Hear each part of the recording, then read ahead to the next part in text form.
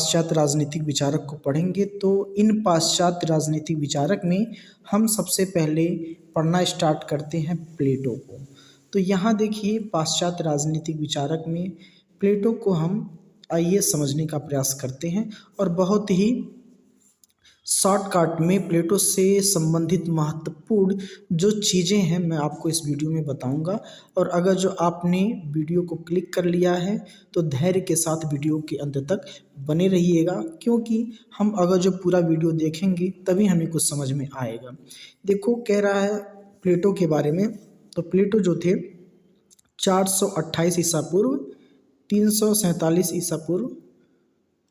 तो कहने का आशय ये है कि प्लेटो जो पैदा हुए थे अब से वो लगभग 2450 वर्ष पहले पैदा हुए थे। प्लेटो प्राचीन यूनानी राजनीतिक विचारक हैं। कहाँ के हैं? ये यूनान के राजनीतिक प्राचीन विचारक हैं और इनको राजनीतिक दार्शनिक पिता भी कहा जाता है। प्लेटो का जो जन्म हुआ था वो हुआ था 428 ईसा पूर्व एथेंस में हुआ था और इनका जो रियल नेम था वो था एरिस्टोक्लीस। और जो हम इनको प्लेटो के नाम से जानते हैं, इनको प्लेटो की जो उपाधि दी थी वो इनके गुरु थे जिनका नाम था सुकरात। उन्होंने ही इनको प्लेटो का नाम दिया था, एरिस्टोक्लीस को। अब बढ़ते हैं अगले बिंदु पर। प्लेटो की सबसे महत्वपूर्ण रचना जो है वो है रिपब्लिक। इसके अलावा द स्टेटमैन और फिर द लॉज, ये इनके प्रमुख ग्रंथ हैं जो आदर्श राज्य की बजाय व्यवहारिक राज्य की व्याख्या करते हैं।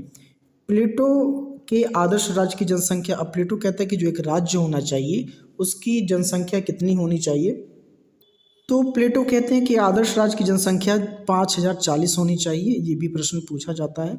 तो मित्रों मैं आपको बता दूं ये कहानी प्लेटो कह रहे हैं लगभग 2400 वर्ष पहले की। तो उस समय जो राज्य की जनसंख्या थी वो बहुत ही कम थी, तो उस हिसाब से उन्होंने इसकी व्याख्या की है। और आज की बात हम करें तो आज एक छोटे से ग्राम सभा में भी इससे अधिक जनसंख्या होती है। प्लेटो की अध्ययन पद्धति दार्शनिक कह लें या फिर निगमनात्मक है। अगले पर हम बात करें, प्लेटो ने राजनीति शास्त्र को नैतिकता का एक भाग माना है। प्लेटो राजनीति विज्ञान को क्या कहते हैं? नैतिकता का एक भाग है। निगमनात्मक पद्धति में क्या होता है मित्रों? सामान्य से विशिष्ट की ओर और समष्टि से विशिष्ट की ओर निष्कर्ष निकलता है। आगमनात्मक पद्धति विशिष्ट और समष्टि की ओर निष्कर्ष निकालना है, इसका मतलब अर्थ है। नेक्स्ट पे हम बात करें स्टेटमैन में, इन्होंने इनकी जो पुस्तक है अभी हमने ऊपर देखा जो स्टेटमैन है तो स्टेट्समैन पुस्तक में इन्होंने बताया है कि सर्वोत्तम संभावित राज्य का उल्लेख किया है। इन्होंने बताया कि राज्य कैसा होना चाहिए। और ये जो उनकी पुस्तक है द लॉज हमने पढ़ा था, उनमें इन्होंने बताया कि अपूर्ण मनुष्य के बीच आदर्श शासन प्रणाली स्थापित करना संभव नहीं है। और प्लेटो कहते हैं स्टेटमैन में कि विधि के शासन की ये बात करता है।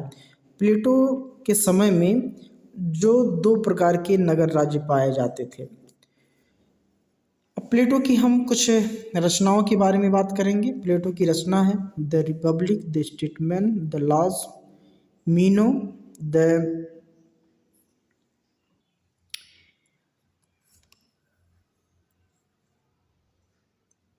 अगला है Socratic dialogues, Times, the statements, Meno, Phaedo, Apology और गॉर्जियस, ये इनकी रचना है। बढ़ते हैं कुछ और महत्वपूर्ण जानकारी इनके बारे में हम लेते हैं। यहाँ पर देखिए इन्होंने बताया है प्लेटो की चिंतन पद्धति। प्लेटो ने अपनी अध्ययन पद्धति में द्वंद्वात्मक पद्धति, विश्लेषणात्मक पद्धति और निगमनात्मक पद्धति के साथ कुछ अंशों में ऐतिहासिक पद्धति का भी प्रयोग किया है। मतलब ये जब चिंतन करते थे तो इन्होंने विश्लेषणात्मक और निगमनात्मक पद्धति के साथ साथ कुछ ऐतिहासिक पद्धति का भी प्रयोग किया है। प्लेटो ने एक शिक्षण संस्थान खोला था जिसका नाम था एकेडमी, और यह 386 ईसा पूर्व में बनी थी और जिसे यूरोप का पहला विश्वविद्यालय होने का गौरव प्राप्त है। और एकेडमी में प्रवेश होने की जो शर्त थी उसमें गणित का ज्ञान होना आवश्यक था। यानी कि इन्होंने जो विश्वविद्यालय खुलवाया था उसमें प्रवेश लेने की पहली शर्त थी कि जिस व्यक्ति को गणित का ज्ञान नहीं है, ज्यामिति का ज्ञान नहीं है, वो उसमें प्रवेश नहीं ले सकता। प्लेटो सुकरात का शिष्य था। वह सुकरात के विचारों से अत्यधिक प्रभावित था कि सद्गुण ही ज्ञान है। प्लेटो के अनुसार विचार ही समुचे संसार का मूल तत्व है। प्लेटो ऐसा मानते थे कि जो विचार होता है आदमी के अंदर, जो उसके गुण होते हैं, वही क्या है, पूरे संसार का वही तत्व है। एवं भौतिक दुनिया विचारों की छाया मात्र है। और जिस भौतिक चीज़ों के चक्कर में हम पड़े रहते हैं, घोड़ा, गाड़ी, बंगला, वो सभी क्या है, इस दुनिया की छाया मात्र है। ठीक है ना। इसलिए यथार्थ विश्व विचार की परछाई है। अरस्तु विश्व को दो प्रकार हैं। अरस्तु प्लेटो के अनुसार विश्व दो प्रकार के हैं, एक विचारों की दुनिया और दूसरी है भौतिक व वास्तविक दुनिया। तो सॉरी, तत्कालीन यूनानी युग में सत्य के दो संबंध प्राप्त थे। तो पहला था हेराक्लिटस के अनुसार यह विश्व निरंतर परिवर्तनशील है। हेराक्लिटस कहते हैं कि ये जो संसार है ये निरंतर परिवर्तित होता रहता है, ये परिवर्तनशील है। वहीं पर एक विचारक है जिनका नाम है पैरामिंडिस, कहते हैं कि सत्य सदैव अस्थाई और अपरिवर्तनशील होता है। पैरामिंडिस कहते हैं कि जो सत्य है वो सदैव अस्थाई रहता है और उसमें परिवर्तन नहीं किया जा सकता है। प्लेटो ने उपरोक्त दोनों विचारों के बीच सामंजस्य कर दिखाया है। उनके अनुसार सत्य अस्थाई होता है परंतु उसकी परछाई सदैव परिवर्तित होती रहती है। मतलब उनके कहने का ये है कि सच जो होता है हमेशा अस्थाई होता है, लेकिन उसकी जो प्रकृति है वो बदलती रहती है। प्लेटो के चिंतन का मूल उद्देश्य एक आदर्श राज्य का निर्माण करना था, न कि तत्कालीन एथेंस और स्पार्टा जैसे राज्यों का अध्ययन करना था।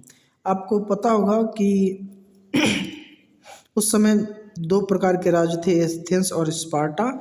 तो एक में स्पार्टा था, दूसरे में एथेंस था। तो उसमें दोनों में अलग अलग प्रकार की जो नागरिक होते थे उनको राज्य का नागरिक बनाने के लिए अलग अलग तरह की ट्रेनिंग दी जाती थी। उस पर कभी हम अलग बात करेंगे। प्लेटो के अनुसार विचार तत्व होते हैं और विचार सभी चीज़ों का सार होते हैं तथा वस्तु विचारों पर का प्रतिबिंब है। वस्तु जो है वो विचारों पर प्रतिबिंब मात्र है और कुछ नहीं। तो अब हम जानेंगे कि प्लेटो का व्यक्ति के संबंध में विचार। तो प्लेटो व्यक्ति के संबंध में क्या कहते हैं? प्लेटो कहते हैं प्लेटो ग्रीक यूनानी विचारक था। अब इसके बारे में क्या कहते हैं?